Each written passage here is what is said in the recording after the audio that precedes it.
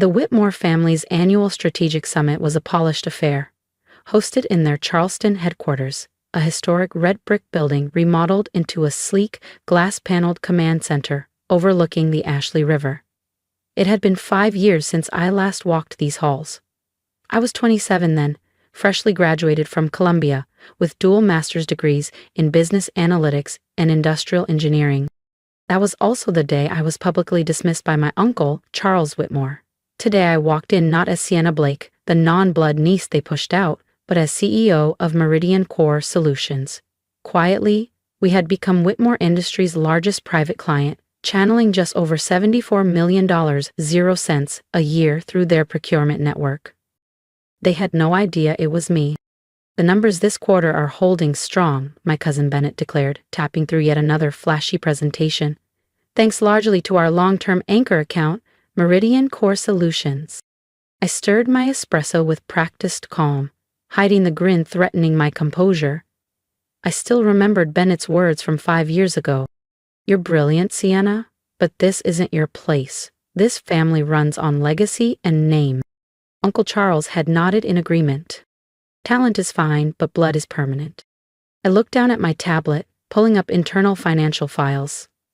Delivered by a helpful former intern who'd grown tired of watching fraud go unchecked. Bennett had been cooking numbers for 10 months.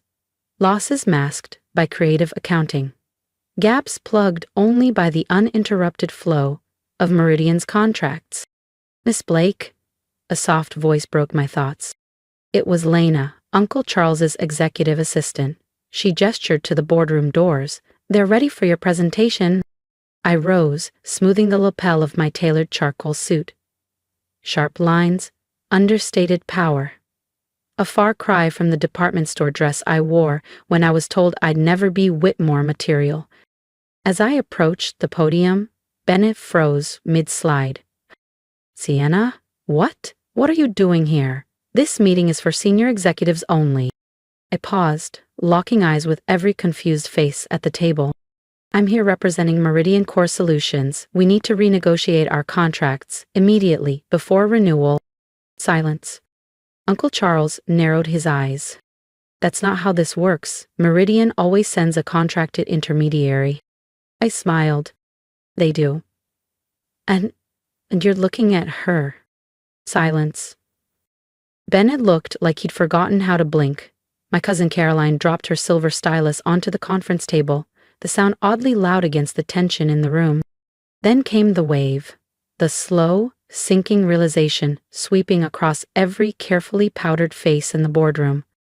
That's not possible," Uncle Charles finally said, his voice catching. "You? You're running some small consulting firm."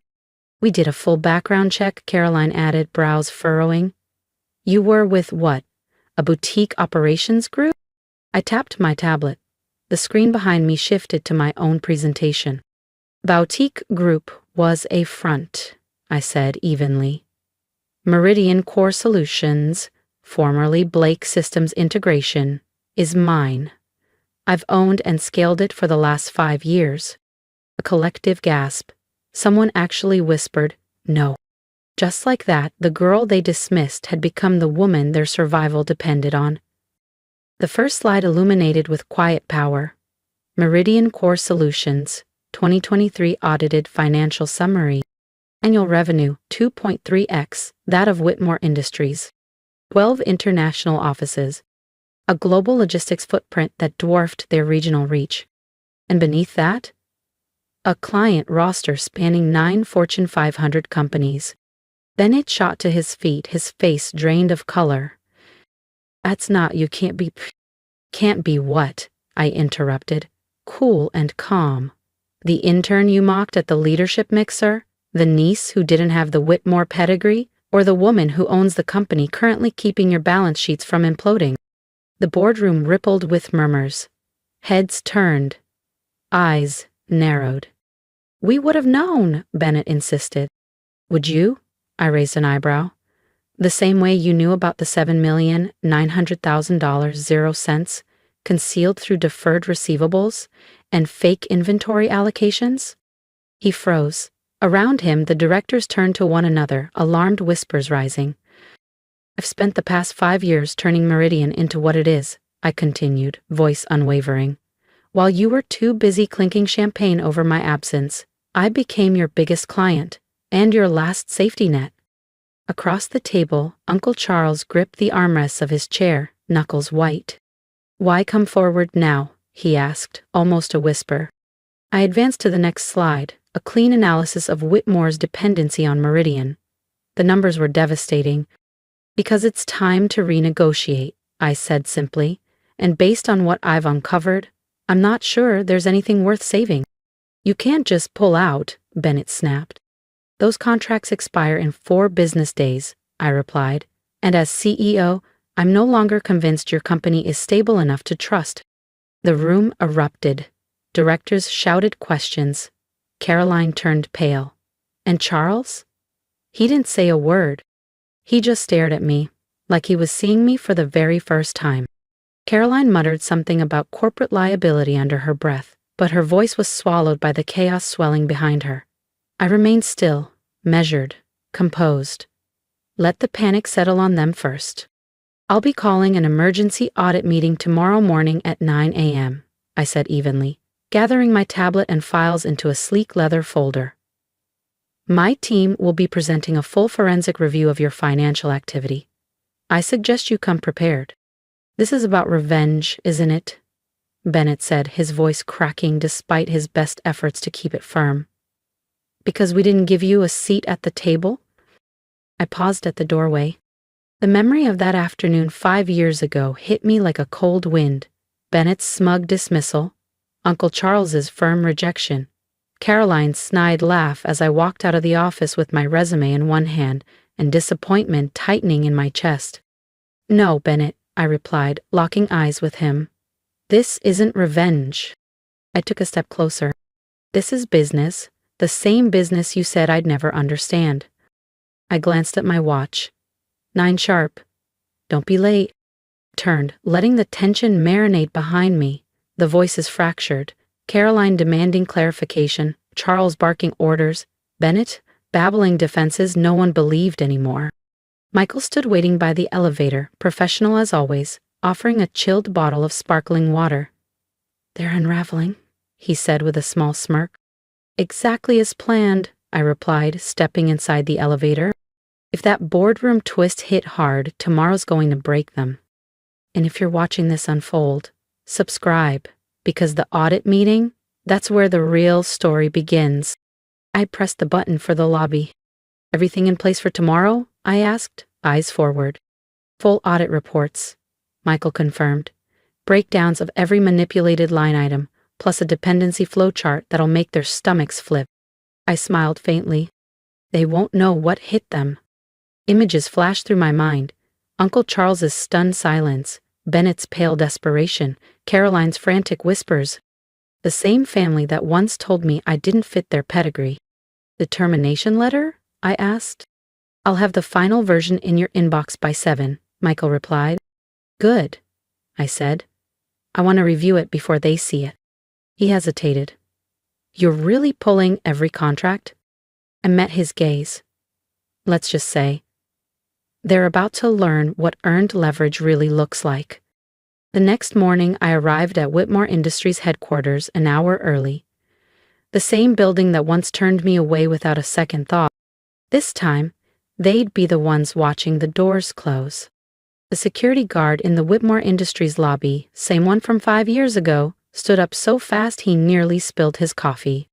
Miss Blake, he stammered, blinking in surprise. Welcome back. He hesitated for a beat. The board's already gathering upstairs.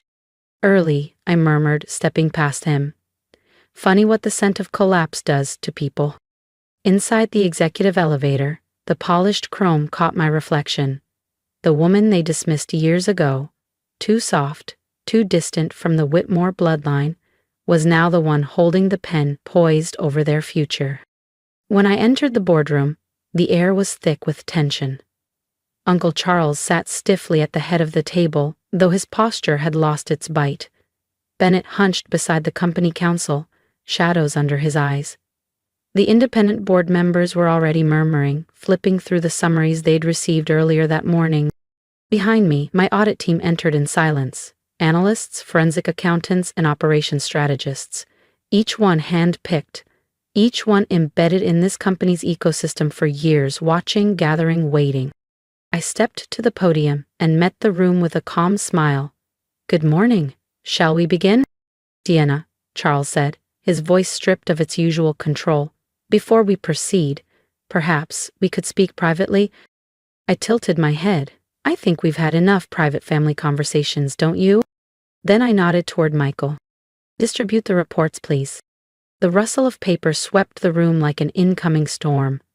Then came the gasps. A soft curse. Someone muttered, This can't be accurate." "These numbers?" another board member asked, flipping a page in disbelief. "Oh, they're accurate," I said, clicking the screen to my first slide. "Let's start with the creative accounting." I turned my gaze to Bennett. "Would you like to explain how over $7,800,000 0 cents in losses were quietly tucked under operational irregularities?" His attorney began to interject, but I raised a hand.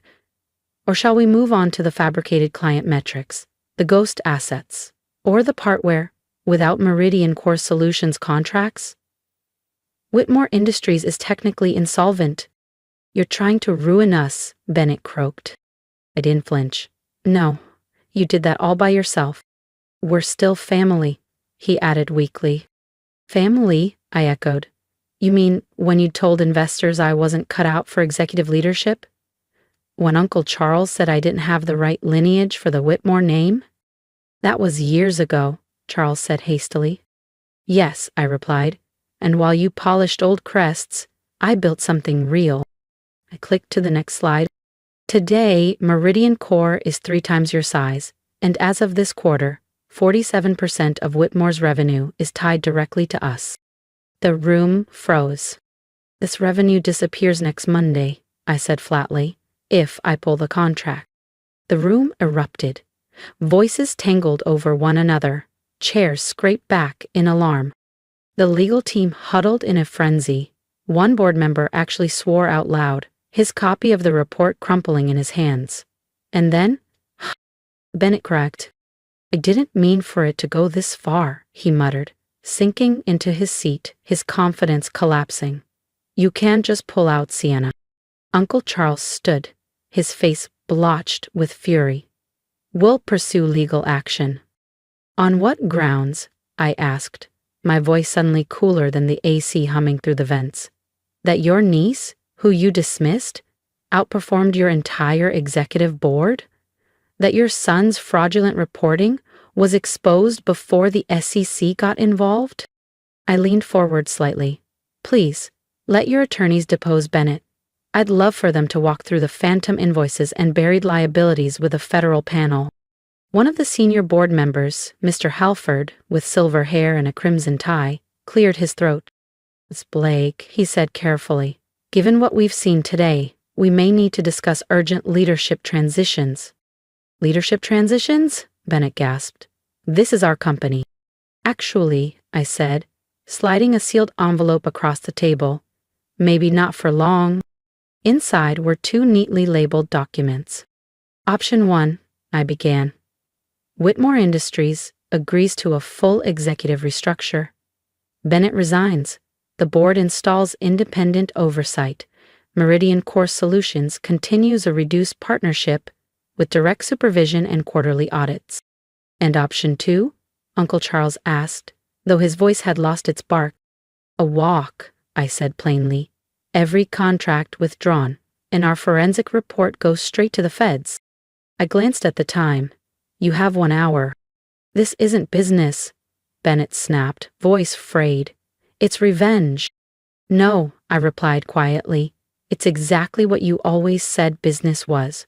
Ruthless, merit-based, and reserved for those who prove they belong." I gathered my tablet, my notes, and my silence. "I'll be in the office you once told me I'd never deserve," I added, pausing at the door. "The CEO suite." Funny how things turn. I left them surrounded by facts, panic, and years of their own denial. By the time I reached my private suite overlooking Charleston Harbor, my phone was vibrating nonstop. My mother, how could you do this to your uncle? My father, you're tearing the family apart. My cousins, you've ruined everything. I ignored them all. Instead, I opened a dusty folder in my inbox. The rejection email from Uncle Charles, dated exactly 5 years ago. Dear Sienna, while we appreciate your enthusiasm, we believe you lack the leadership instincts required at Whitmore Industries. Perhaps a support role would better suit your strengths. I smiled and hit archive. Sincerely, Charles Whitmore. I printed the old rejection email, the one that haunted me for years, and placed it gently on what would soon be my new desk. The board, now staring at undeniable evidence of Bennett's fraudulent reporting and Whitmore Industries' complete dependency on Meridian Core Solutions, had only one path forward.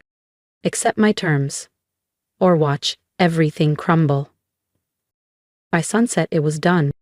Bennett submitted his resignation, quietly, without ceremony.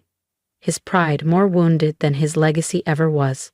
Uncle Charles, stripped of meaningful influence, was ushered into early retirement.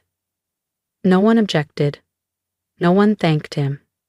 And Whitmore Industries, once a monument to nepotism and old Southern wealth, would now operate under my direct oversight. The empire they once told me I wasn't worthy of now answered to me. Michael entered as the final signatures dried, carrying a bottle of chilled champagne and 2 fluted glasses.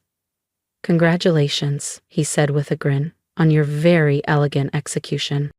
Not a takeover, I replied softly, watching through the glass as Bennett and Uncle Charles packed their offices into plain cardboard boxes. Just business, the kind they swore I'd never understand. My phone buzzed. Again. Dozens of unread messages. My mother, you didn't have to humiliate them. To the grunt, my father, this isn't how family handles disagreements. My cousins, we grew up together. How could you do this? I opened the family group chat, typed one line. Don't worry about the family name. Whitmore Industries is finally in qualified hands. Then I silenced the phone and turned toward the window. The sun dipped low over Charleston Harbor, painting the sky in streaks of gold and violet. A different kind of peace settled in me. Not the fragile peace of their approval, but the clarity that comes from earned power. Because sometimes, success isn't about the position you begged for. It's about building something so undeniable that they're forced to negotiate on your terms. And sometimes, the best revenge isn't revenge at all. It's becoming their boss. Uncle Charles had been right about one thing, though. I was never qualified to work at Whitmore Industries. I was qualified to own it. Hey, before you go, how was your day? Really, I mean it, in a world that moves this fast, we don't always stop and ask each other that. But I want to know. Drop it in the comments. Good, bad, or somewhere in between. I'm listening. Because sometimes just being heard is the first step toward feeling seen. And if you've made it this far, thank you. Not just for hearing my story, but for walking through the quiet victories and hard-earned lessons with me. When I was told I didn't belong at their table, I didn't fight for a seat. I built my own, and in time, they had no choice but to stand around mine. So now I want to hear from you. Have you ever been overlooked, underestimated, shut out by the very people who were supposed to believe in you? Tell me how you kept going, or where you are now, and I'll cheer you on the way no one else did. Because here's what I know for sure. Quiet strength makes the loudest impact. And if any part of this resonated, hit that subscribe button. Not just for me, for you. Because this isn't just about power plays or revenge. It's about finding your voice, owning your worth, and rewriting your place in the world. You don't need permission to begin. You don't need approval to grow. And you definitely don't need anyone's blessing to become who you were always meant to be. So archive that rejection. Build what they said you couldn't. And when they finally recognize you, make sure it's on your terms. I'll be right here sharing stories like mine and waiting to hear yours. Because sometimes, the best success story starts with a no, You turned into power.